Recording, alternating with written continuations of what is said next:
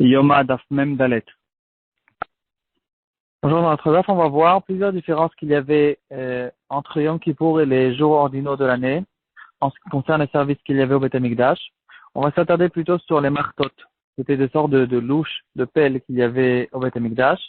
Il y avait beaucoup de différences entre elles, entre les martot qu'il y avait au courant de toute l'année et les martot qu'on utilisait à Yom Kippour. On va les voir dans la Mishnah et dans la Gemara. Et de manière générale, il y avait, la Mishnah, elle va citer plusieurs autres différences, comme par exemple le nombre de, de, de piles de bois qu'il y avait sur le Mizbeach, ou bien l'emplacement où le Kohen Gadol va monter sur le Mizbeach, à droite ou à gauche ou au milieu. Mis à part ça, on va s'attarder plutôt sur les martot. C'était des sortes de pelles qu'on utilisait justement pour la Ktoret, les encens. Il y avait deux sortes de martot. Il y avait une marta profonde. Donc, il y avait une sorte de pelle et l'autre, il y avait une caf. Une caf, c'est plutôt une louche. C'était plutôt comme un bocal à la fin.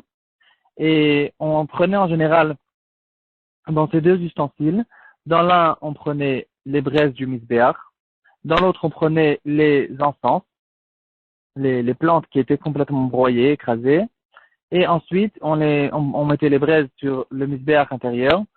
Et là-dessus, on versait les encens qui faisaient monter leur fumée dans tout le Echal et diffusaient leur odeur.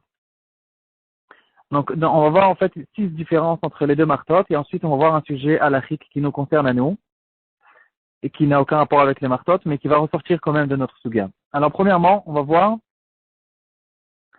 la matière. C'est en fait des halachotes qu'on retrouve aussi dans le Rambam, Perek Bet Halachae de Ilchot Avodat Yom Kippourim. Donc, au courant de toute l'année, on utilisait des martotes en argent et en or. On prenait les braises avec la marta en argent et on les versait. En fait, dans les braises, on utilisait aussi deux sortes de martotes. On prenait une plus grande quantité dans une marta plus grande et on la versait. On versait les braises dans une marta plus petite et le reste des braises tombait par terre, qu'on les balayait plus tard sur le côté. Par contre, à Yom Kippour, on ne faisait pas ce processus-là.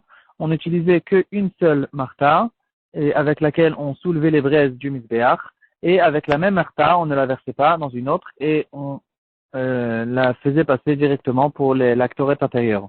Et cette seule marta, elle était en or. Deuxièmement, il y avait une différence entre les marteaux de toute l'année et les marteaux de Yom Kippour, en ce qui concerne la quantité. Au courant de toute l'année, c'était 4 caves et on versait dans 3 caves. Pendant Yom Kippour, il n'y en avait qu'une seule et qui contenait 3 caves. Toutes ces différences-là, c'est parce que, par exemple, pendant Yom Kippour, où le Kohen Gadol, il fait beaucoup de travail et en plus, il est à jeun, on fait attention de ne pas trop, que le travail ne soit pas trop lourd ou trop dur pour lui. Donc, c'est la raison pour laquelle on va retrouver une autre différence, qu'au courant de toute l'année, elle était plus lourde et à Yom Kippour, elle était plus fine, l'or était plus fin, donc plus léger. Aussi une autre différence qui pouvait l'aider à tenir la Ktoret, les braises, c'est au courant de toute l'année, elle avait une petite manche, alors qu'à Yom Kippour, la manche elle était plus longue, comme ça il peut utiliser aussi son coude pour tenir les braises. Une cinquième différence, et on va la retrouver dans la Gemara, c'est il y avait deux sortes d'or. L'or de la Marta de toute l'année, c'était de l'or verte, et celle de Kippour. En fait, quand on dit verte dans Chazal, c'est pas vraiment vert, c'est Yarok, on a l'habitude de traduire en hébreu moderne. Yarok, c'est vert, mais en fait, c'est pas vraiment vert. Quand Chachamim, ils nous disent vert, c'est plutôt jaune. Donc, c'est l'or jaune qu'on connaît plutôt en général. Par contre, celle de Yom Kippour, elle était de l'or rouge, donc ça devait être quelque chose plutôt comme une couleur de cuivre, ou quelque chose comme ça. Et une sixième différence, c'était quelque chose qui s'appelait niashtik. Niashtik, c'est pas un mot en russe, c'est un mot en araméen que la Gemara nous ramène. Et on va retrouver 3 explications dans la Rishonim. Qu'est-ce que c'est le niashtik? Rashi va nous expliquer qu'on parle ici d'une sorte de bague qu'il y avait sur la Marta pour que ça fasse du bruit. Parce qu'on sait que le Kohen Gadol, quand il est rentré dans le Kodesh HaKodashim Yom Kippour, il avait les habits blancs qui ne contenaient pas le me'il, le manteau bleu avec les cloches à l'intérieur. Donc pour remplacer les cloches, puisqu'il y a une halakha qu'on l'entende, Venishma Kolo Bevo la Kodesh, donc il y avait sur justement cette Marta une bague, ou 2 bagues même peut-être, qui clochaient l'une avec l'autre, comme ça, il y avait cette halakha d'entendre du bruit, ça c'est pour Rashi. Par contre, Sfot ramène à Yerushalmi qu'on parle ici d'une sorte de nartique, une sorte de, comment on va dire ça, une sorte de couvercle, quelque chose comme ça. Il y aura deux explications dans la Rishonim. Qu'est-ce que c'est ce couvercle? Tosfot, il va dire qu'on parle ici d'un, comme une, une, une, une couverture, un morceau de cuir qui se trouvait sur la manche. Alors pourquoi on avait besoin de cette différence-là avec, pourquoi Yom Kippour on avait besoin de ça? Parce qu'on utilisait la Martha pendant beaucoup plus longtemps. On l'a rentrée dans le Kodesh HaKodashim, elle faisait fumer tout le Kodesh HaKodashim. Plus tard, le Kohen Gadol, il va revenir et il va la sortir. Et donc, à cause de ça, la manche, elle devient bouillante. Et donc, le Kohen Gadol, la manche, elle est brûlante. Donc, le Kohen Gadol ne pourra pas la prendre. À cause de ça, ils ont mis une manche en cuir sur justement euh, sur la manche de la Martha pour que le Kohen Gadol ne se brûle pas les mains en touchant le métal qui était très chaud. Par contre, dans le Rabbeinu Hananel, vous pouvez le voir sur le côté de la Gemara, et le Ritva va ramener aussi cette explication. Quand on parle d'un couvercle, c'est-à-dire la Martha elle-même, l'endroit où il y a les braises, il y avait là-dessus un couvercle qui se refermait sur les braises afin que la fumée n'aveugle pas le Kohen Gadol ou bien qu'il ne se brûle pas la figure. Donc, en fait, on se retrouve avec trois explications. Qu'est-ce que c'est ce niyashtik? D'après Rashi, c'est une bague. D'après Tosfot, c'est un morceau de cuir qui se retrouvait sur la manche. Et d'après le Rabbeinu Hananel et le Ritva, c'était un couvercle sur la Martha elle-même. Donc, en fait, on pourrait se poser la question. Tosfot ramène déjà ce Yerushalmi, et le Yerushalmi pose la question, c'est quoi ce morceau de cuir qui se trouvait sur la manche? Pourtant, il y a un halakha de Khatita. Donc, de manière générale, quand les Kohanim travaillent dans le Beth Amikdash, ils doivent travailler avec leurs mains. Ils n'ont pas le droit de mettre des gants. On a vu dans une Gemara beaucoup plus, il y a longtemps, dans Masechet Yoma, il y avait un des Kohanim qui mettait des gants lorsqu'il travaillait. Il a été puni gravement.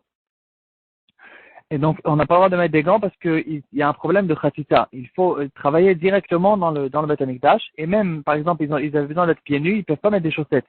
Il faut qu'il n'y ait pas khatita entre leurs pieds et le sol. Il y a une Gemara autre part aussi qui dit, je sais plus où maintenant, à propos des habits, il faut que les habits soient exactement la taille des Kohanim. Et carrément, la Gemara, elle dit, mais s'il y a un petit peu d'air qui passe entre le corps du Kohen et les habits, est-ce qu'il y a un problème de khatita? Il n'y a pas de problème de khatita. Donc, en fait, c'est des halakhot qui sont très graves. De manière générale, toutes les halakhot qu'il y a dans le Beth Amikdash, ça arrive très vite au karet. Il y a des endroits qui sont très sensibles dans le judaïsme. On peut remarquer aussi dans le Shabbat aussi. Dans les melachot, on peut faire des petits trucs, on pense que c'est rien du tout. On sort une arête d'un poisson, on croit qu'on n'a rien fait.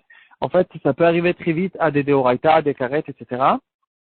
Donc, pour le Beth Amikdash aussi, on retrouve cette chose-là. Il y a certaines halachot, on fait très très attention, on rentre dans les détails.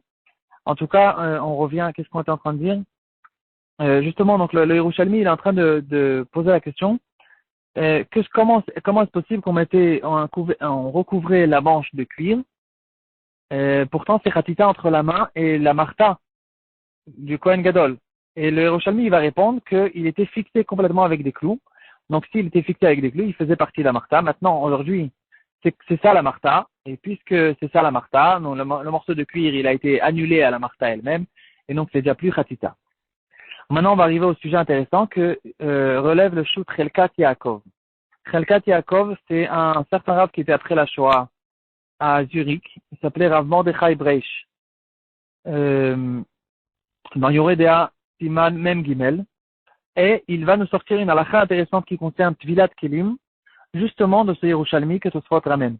Donc, quel rapport maintenant avec Tvilat Kelim? C'est quelque chose de beau dans les poskim. On peut voir comment ils font des rapports entre les halakhot pour sortir des halakhot les masses. En tout cas, il va nous dire qu'on retrouve ici, puisque dans les Yerushalmi, il dit que quand on a fixé ce morceau de cuir sur la martha, alors quand il a été fixé, alors il fait partie de la martha et donc il est plus khatita. Donc si c'est comme ça, dans le même cas, si on a besoin de faire Tvilat Kelim, il y a un morceau de cuir qui est là pour protéger et qui est bien fixé sur le kli, sur l'ustensile, alors puisqu'il ne fait pas khatita et donc il fait partie du kli, donc il faut lui faire aussi Tvilat Kelim. Et donc On sait que dans Tvilat Kelim, il faut tremper l'ustensile dans le mikvé complètement. C'est comme dans la Tvila des hommes. On doit tremper complètement. S'il y a un cheveu dehors, c'est pas une Tvila. La même chose dans Tvilat Kelim, on peut pas, s'il a une longue manche ou quelque chose comme ça, il faut faire attention que tout soit en un coup dans le mikvé, premièrement. Et deuxièmement, dans Tvilat Kelim, on fait la Tvila de l'ustensile comme on l'utilise normalement. On ne va pas démonter les manches. Par exemple, il y a une casserole, on ne va pas enlever les manches. Au contraire, on met on laisse les manches, etc. de la casserole et on va tremper la casserole comme son utilisation normale. Alors, il relève une question intéressante. Dans les bouilloires, on a une bouilloire électrique. Il y a une résistance à l'intérieur qui est en métal. On sait que le Tvilat Kelim, on fait que aux ustensiles qui sont ou en métal ou en verre. Alors, cette résistance, elle fait partie, elle fait partie de la bouilloire. Et la résistance est en métal. Donc, apparemment, il faut faire la Tvilat Kelim de la bouilloire, même si la bouilloire, elle est en plastique. Ça va combien, c'est toute la bouilloire, elle est faite de métal ou quelque chose comme ça. Alors, il y a quelqu'un qui lui a posé la question, comment est-ce que je peux faire la Tvila de la bouilloire? Mis à part ça, il y a la prise. Et la prise elle-même aussi, elle fait partie de la bouilloire parce que la bouilloire est inutilisable sans la prise. Donc, diront les poskim que normalement, il faut tremper la bouilloire avec la prise, avec la résistance, avec toute l'électricité dans le mikvé et c'est que comme ça qu'on pourra l'utiliser. Donc, en fait, dans les poskim, on peut essayer de retrouver s'il y a d'autres possibilités de cachériser au fait cette bouilloire. Même question en fait pour tous les appareils électriques. Un croque-monsieur, il est de plastique extérieurement pour ne pas qu'on se brûle, mais à l'intérieur, la partie qui va toucher le manger, ça sera du métal. Donc il faut lui faire la Tvilat Kelim. Donc de leur temps, ils cherchaient en fait plutôt d'autres possibilités. Par exemple, il y a une possibilité qui a été écrite dans le Shulchan Aruch de le donner à un goy. Donc on sait qu'un ustensile qu'on a acheté d'un goy, il faut lui faire la Tvilat Kelim. Maintenant, à condition qu'il nous appartienne. Si l'ustensile appartient encore maintenant à un goy et je lui ai que emprunté, donc j'aurai le droit de l'utiliser sans la Tvilat Kelim.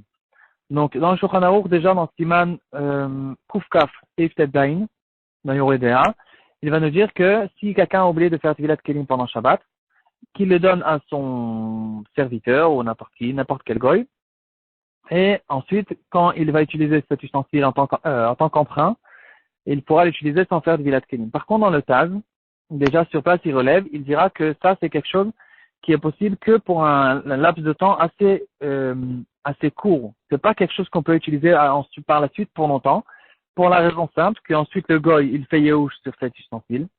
Et donc, finalement, l'ustensile ne lui appartient plus, et moi qui l'utilise, en fait, l'ustensile, il m'appartient à moi.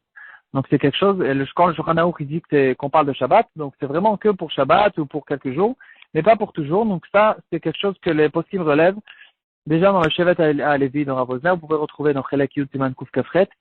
Il n'est pas d'accord en fait avec cette possibilité. Il dira que c'est une possibilité qui est elle n'est pas pratique. On peut l'utiliser que pour quelques jours. Par contre, d'autres poskim, peut-être dans les grottes Moshe, j'ai oublié. Peut-être qu'il permet plus que ça. Je ne sais pas exactement, mais en tout cas, et on essaie de retrouver d'autres possibilités qui sont plus correspondantes à l'Acha.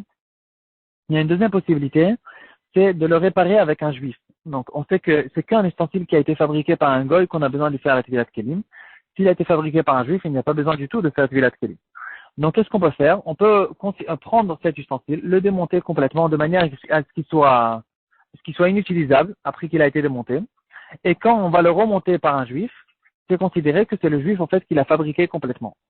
Donc ça peut être une possibilité. Il faut savoir exactement comment le faire, mais ça peut être une possibilité justement pour les ustensiles électriques. Et la troisième possibilité, c'est tout simplement de lui faire le mikvé. Et je peux vous dire moi-même, je l'ai fait plusieurs fois dans tous les ustensiles électriques. Apparemment, les grands-mères nous ont dit que ça les abîme de les rentrer dans l'eau, mais c'est quelque chose qui n'est pas vrai. On peut le faire plusieurs fois et remarquer que c'est pas vrai. Il faut juste faire attention. On le rentre complètement dans le mikvé. On n'est pas obligé de laisser des heures dans le mikvé que l'eau rentre dans toutes les parties intérieures de l'appareil. On peut, par exemple, si c'est une bouilloire, la remplir avec l'eau du mikvé. Et comme ça, en une seconde, quand on la fait rentrer dans l'eau, on peut la faire sortir. On n'a bien sûr pas besoin de faire 3 fois comme on a le minag de faire. Et dès que l'eau a touché de partout, on n'a pas besoin d'attendre que l'eau pénètre de partout. Mais quoi qu'il en soit, même si l'eau est rentrée un petit peu à l'intérieur, il faudra faire attention par la suite de ne pas l'utiliser tout de suite. Si on attend 2-3 jours, Ou bien si on le met au soleil, on peut le mettre même s'il y a du bon soleil comme ça comme en Israël. Même au bout de quelques heures, on peut l'utiliser. Mais bon, si vous voulez être tranquille, vous pouvez le mettre au soleil ou attendre 2, 3 jours, ou bien le mettre devant un ventilateur pendant une bonne nuit ou 2 nuits, et ensuite on peut l'utiliser sans aucun problème. Et l'appareil peut durer pendant des années. Et c'est en fait la meilleure chose point de vue halakha.